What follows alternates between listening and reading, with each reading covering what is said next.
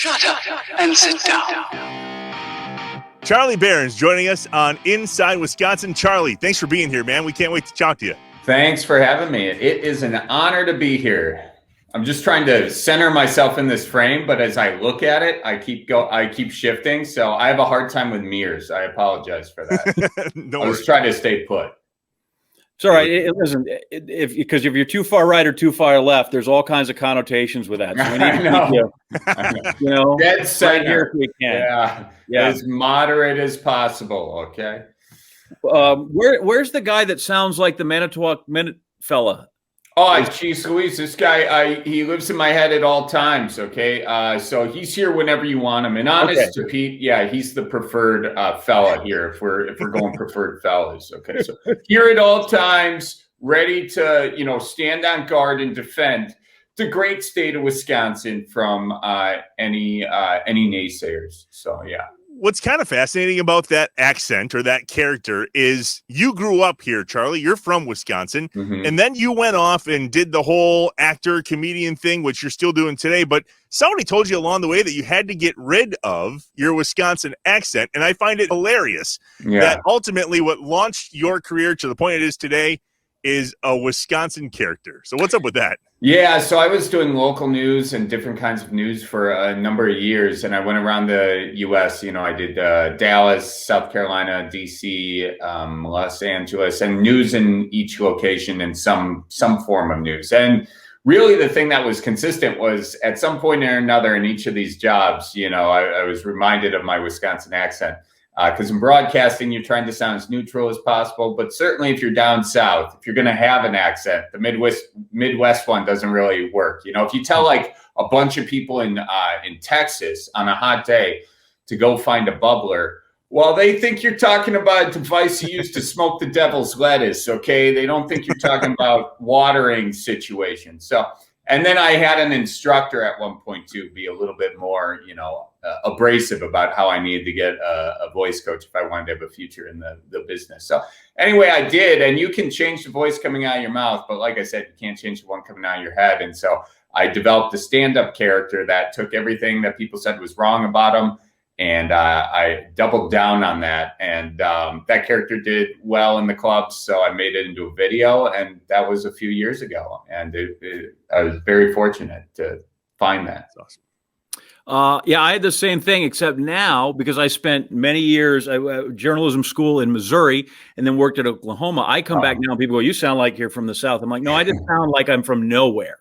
Right. When you come through there, yeah. But I find that you can lose sort of the accent. You can get that more sort of in the middle where people that's sort of nomadic and from nowhere, but you can't hide the vocabulary. No. And that, right, whether it's a bubbler or different things, or just the fact that what a deer whistle is or a block eater, right? Like those are the things that are still telltales. Or you can find another one like yours, right? Like when you can, like here are all the penguins on the ice cap, but I can find mine because I know who those people are by what they talk. Because you bump into each other and you're like, oh, and then you're like, I know where you're from. You just gave me an OPE. Okay. Right. You completely give yourself away. Yep. Right. But now, so you've developed the character and he's very funny, but he comes back. And do you ever come home or you're home and you're like, okay, people aren't getting this because they really think that I sound like the guy who is next door and willing to mow my lawn when I'm out on vacation. Right. Well, look, there are a lot of people who are like, I don't get what you're doing. Nobody sounds like that here. But the way they say that is like, I don't get what you're doing. Nobody sounds like that here. No, sir. Jeez Louise, honestly, it's so exaggerated. So if you find yourself being someone who's like, all he does is exaggerate it, well, you might just be exaggerating yourself and you don't even know. So it's us.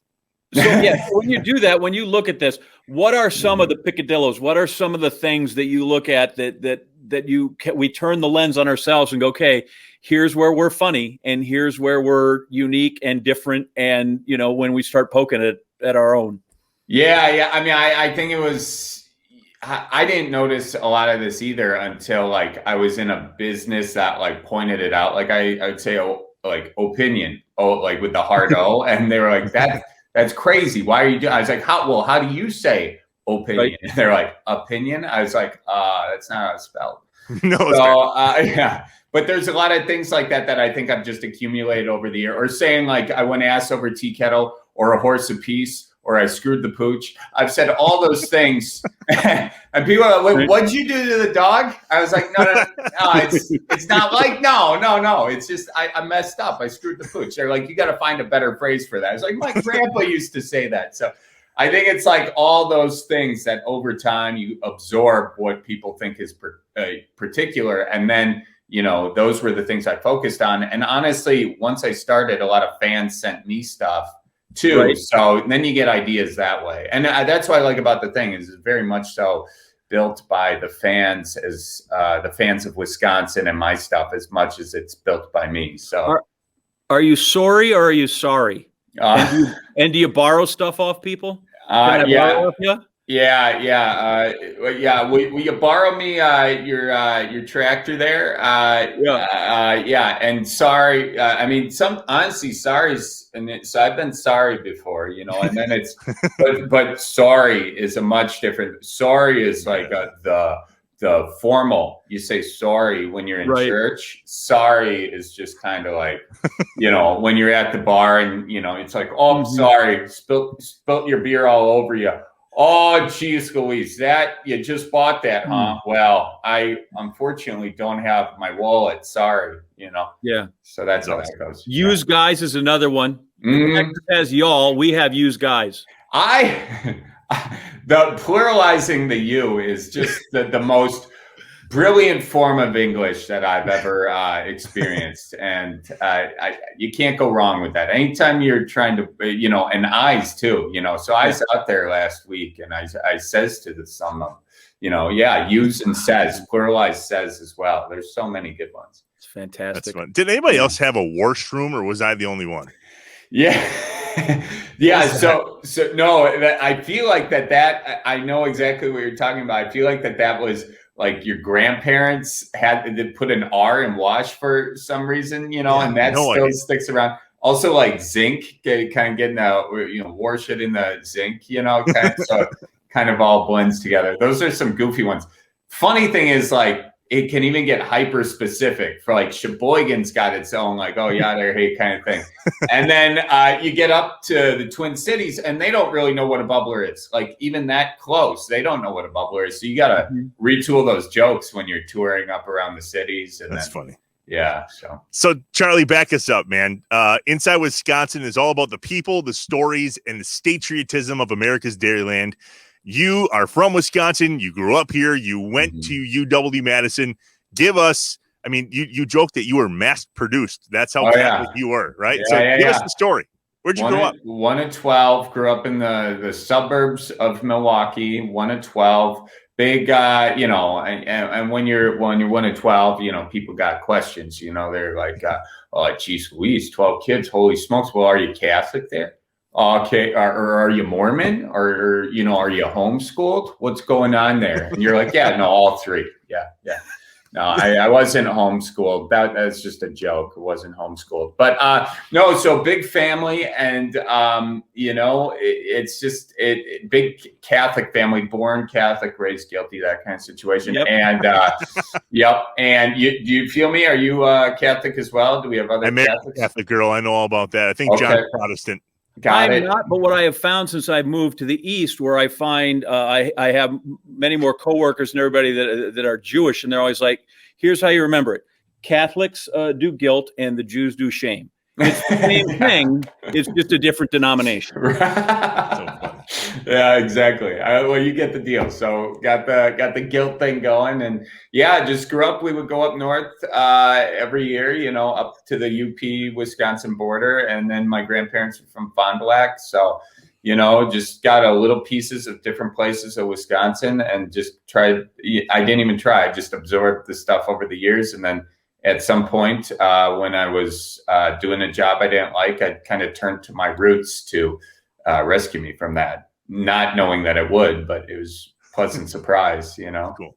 Do you tell, because a lot of times the other one, when you have, I'm trying to think of families that I knew that were with a ton of Gillises that I grew up with, had a lot of kids, and Zukowski's, and it was always clarified with 12 kids, but no twins.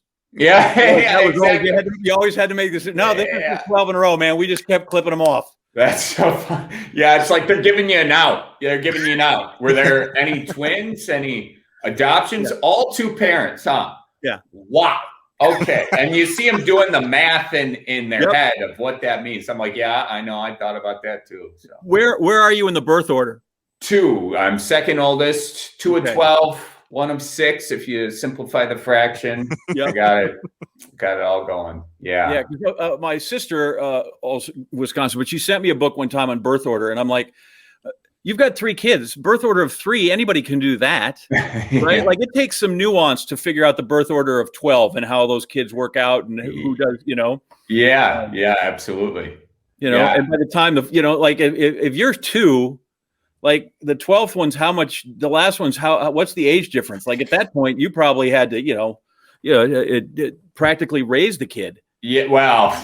Yeah, that's why they're so messed up. Like, I'm out. Forget it. Take care of them. I did this for you. You did this for them. Pass it down. I was 17 when my youngest sister was born. So that's kind of a whole thing, I guess. But you change a lot of diapers. Although I've said that before in other interviews, and my mom's like, "You didn't change any diapers," and I was like, I feel like there's some revisionist history going on here, Mom. Sure. I really do remember changing diapers, but she definitely changed the lion's share. No questions asked there. So the host of the Manitowoc Minute joining us today on Inside Wisconsin. More with Charlie Berens in just a bit. We are Inside Wisconsin. Shut up and sit down.